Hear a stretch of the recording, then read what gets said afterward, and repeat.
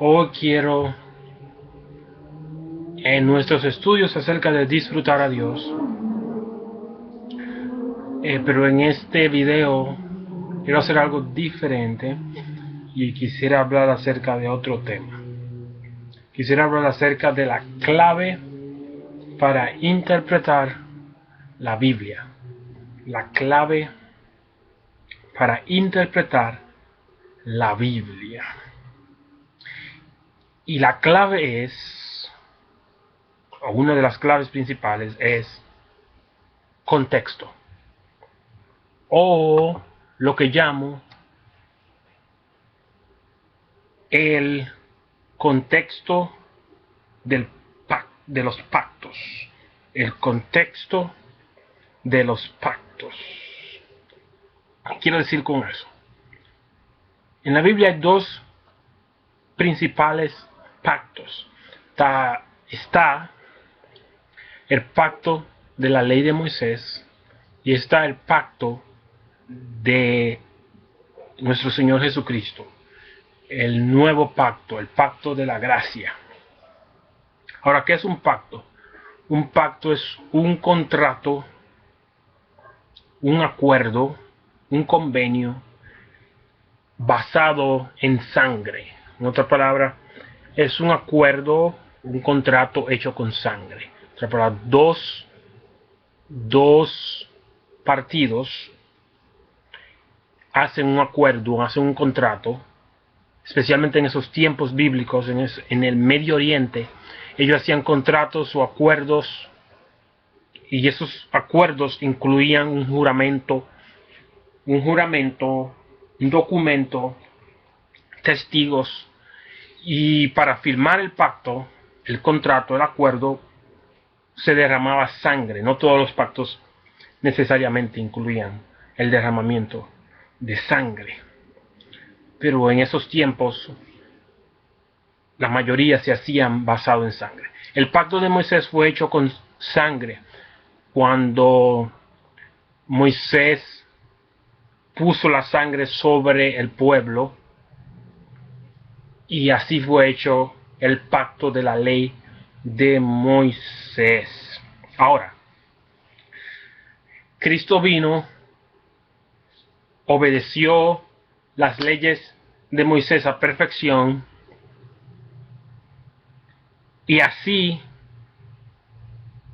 como el hombre perfecto cumplió a perfección el viejo pacto. Ahora, hay 7 temas principales en la Biblia para poder entender la Biblia que se relacionan con los pactos. La salvación tiene que ver con el pacto. Somos salvos por el pacto. La antropología, que se refiere a la constitución del ser humano, está relacionado con el pacto.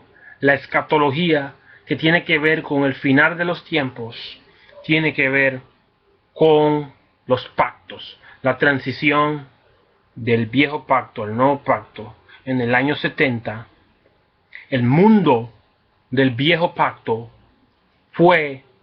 vino a un fin con la destrucción del templo de Jerusalén.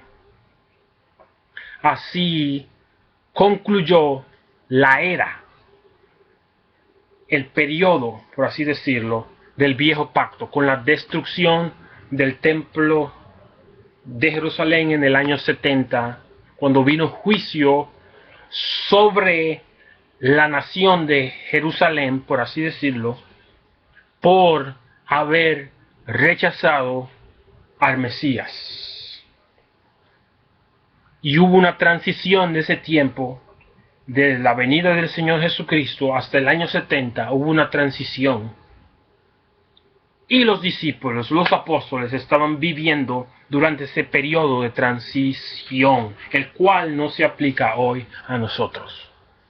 Es muy crucial ver eso, porque si no vemos ese contexto pactual, ese contexto del pacto, de los pactos, vamos a malinterpretar muchos pasajes bíblicos.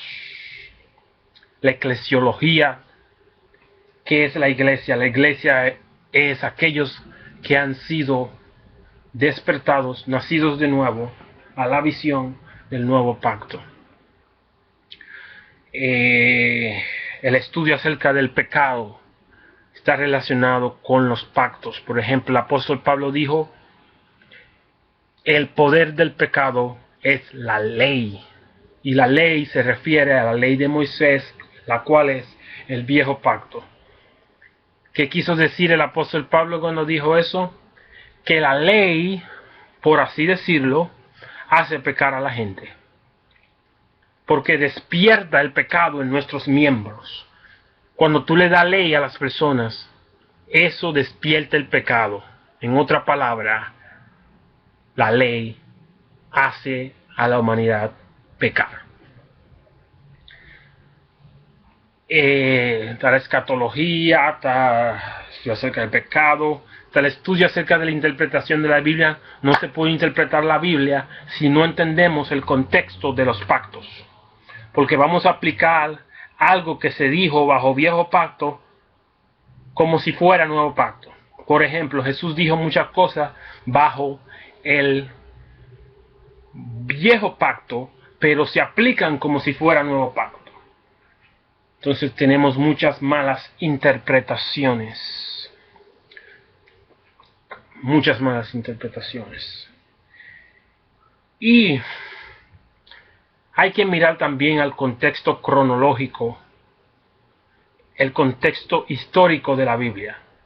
Hay que ver el contexto histórico, hay que ver el contexto gramático, hay que ver el contexto inmediato para poder entender la Biblia. No se puede ignorar el contexto. Usted no puede tomar un versículo, 2 versículos, 3 versículos y llegar a una conclusión ignorando el resto de la Biblia, ignorando bajo qué cultura fueron escritos esos versículos, bajo qué tiempo, ley o gracia, cuándo fue escrito, cuál era la situación, cuál era la circunstancia, por qué fueron escritos, con quiénes los autores estaban hablando.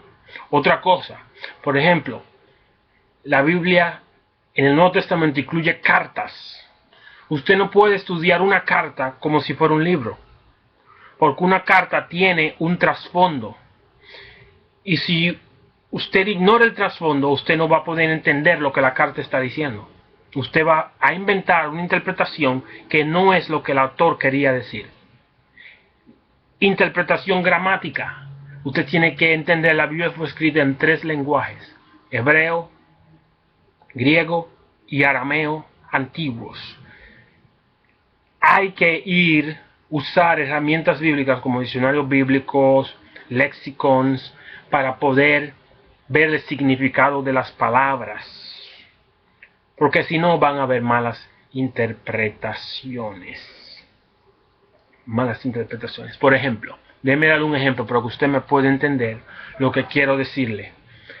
En la República Dominicana, nosotros llamamos a una persona que es bien ágil, a una persona que es bien astuta, a una persona que es bien quizás callejera. Le digamos, esa persona es un tigre, es una persona inteligente, es una persona sagaz. Esa persona es un tigre. Ahora, si usted va a una cultura diferente, un ejemplo, por ejemplo, usted va a México, y usted usa ese lenguaje en México, usted dice, oh, esa persona es un tigre, no lo van a entender.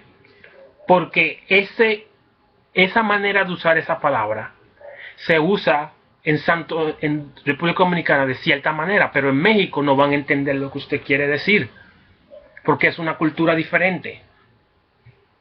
Ellos quizá digan, ¿qué tú quieres decir que esa persona es un tigre? ¿Quieres decir que tiene rayas?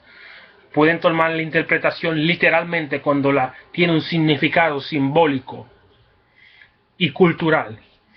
Lo mismo sucede con la Biblia, hay muchas palabras. Y hay que ver la cultura de esos días, hay que ver el contexto, hay que ver la historia, cómo usaban esas palabras en esos tiempos. Y no se puede ignorar eso, es crucial. Y por último, para poder entender la Biblia es necesario que el Espíritu Santo, Dios mismo, nos dé entendimiento, nos dé revelación. Porque La razón humana, la mente humana está limitada. No es que no usemos nuestro razonamiento. El problema es que no confiemos, no nos apoyemos en el razonamiento humano para entender los misterios de la Biblia. Para usted poder entender el mensaje central de la Biblia, debe de depender del Espíritu Santo para que le dé entendimiento y para que le dé revelación, para que le haga entender. Si Dios no le da revelación, si Dios no le da entendimiento, usted no va a entender lo que la Biblia quiere decir, el mensaje. Hay una sola interpretación para la Biblia, hay muchas interpretaciones, una sola interpretación. Y esa interpretación la saca el Espíritu Santo, la revela el Espíritu Santo. Él es el maestro, Él es el que enseña. Yo me puedo poner azul tratando de explicarle la Biblia y usted jamás la va a entender. Tiene que ser que el Espíritu Santo le abra el entendimiento, le abra sus ojos espirituales, los ojos de su entendimiento. Entonces usted podrá entender lo que la Biblia dice y el mensaje central de la Biblia. Ahora, la Biblia interpreta la Biblia. La Biblia no se contradice. La Biblia es como un rompecabezas que todas las piezas puestas juntas forman una unidad. Por lo tanto, usted no puede tomar un pedacito de la Biblia y decir esto quiere decir esto está diciendo esto, e ignorar el resto de la Biblia. Ignorar el contexto, ignorar en qué libro fue escrito, por qué fue escrito ese libro, quién lo escribió, con quién estaba hablando, cuándo fue escrito, bajo qué circunstancia fue escrito. Hay que ver el trasfondo. Eso como cuando usted va a ver una película. Un ejemplo, si usted empieza la película, casi cuando se está acabando la película, usted no va a entender de qué se trata la película, porque no vio el trasfondo. Una película tiene un trasfondo, una película tiene una parte detrás. Y si se ignora eso, no va a entender la película. Entonces, en el drama de la Biblia, en el drama de porque la Biblia es literatura, la Biblia incluye poesía, la Biblia incluye simbolismo, la Biblia incluye parábolas, la Biblia incluye símiles, metáforas, y eso es, la Biblia tiene su propio lenguaje profético, lenguaje poético, y para poder entenderla no se pueden ignorar eso, no se puede ignorar. Que Dios nos ayude, que Dios nos enseñe, que Dios nos guarde del error y la mentira, y que abra nuestros ojos espirituales para verla y entender y aceptar la verdad. Que Dios nos ayude, tenga misericordia de nosotros y nos abra las riquezas de su palabra.